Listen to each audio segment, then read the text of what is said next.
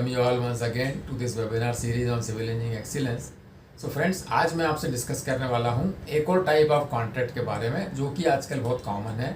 We call it as a BOT और PPP. BOT means build operate and transfer, और you can go for the public private partnership, हम लोग उसको बोल सकते हैं. अब ये कहाँ पे आता है?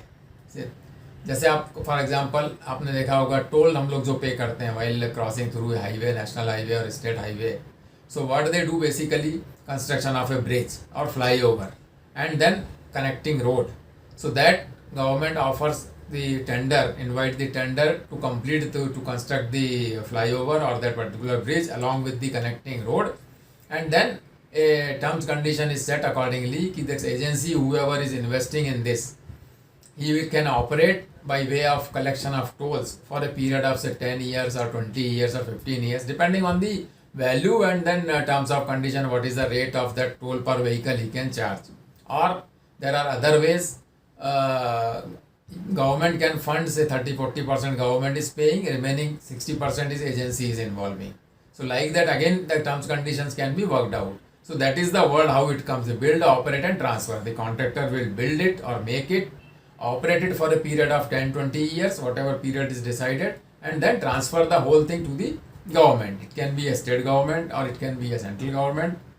Similarly, you can call it as a public-private partnership also. Other terms conditions of the contract will remain same. Only thing, the payment terms, as I said for other contracts also, payment terms will be decided, and the period for which the collection of toll, rate of toll, which is also likely to revise every year depending on the requirements. So this is all about the BOP and this public partnership private contract. Then इसी connection में दोस्तों एक और हमारा आता है EPC contract और P&C contract. EPC का मतलब होता है engineering, procurement, construction. Basically the all contract system remain same.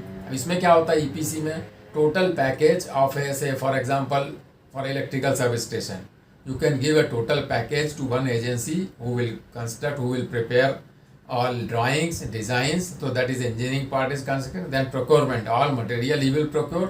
Say like that electrical substation, whatever equipments are there, everything he will procure. Building he will make, this equipment he will procure, air conditioning he will procure, instrumentation equipments he will procure, everything he will install and then complete the project. So construct also. So this is called EPC. Or big projects also you can get. Say for example a big power plant is to be made.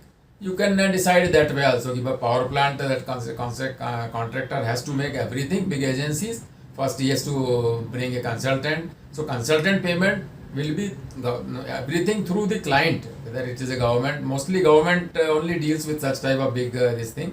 But private part people can also go into EPC contract. So that engineering part also will be taken care by separate agency, which will be approved by the client, and then construction and that erection part, that other normal work, whatever way we are going. So this is called EPC. Sometimes what we do, engineering part is say taken out of this, because there are again some merits, demerits of all types of contract.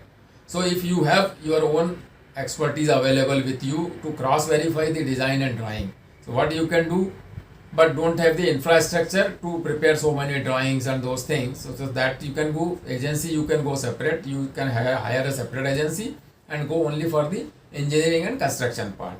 So agency will supply you the drawing, design, everything, which in-house your engineers can cross verify it, and then accordingly you can go for the construction separately.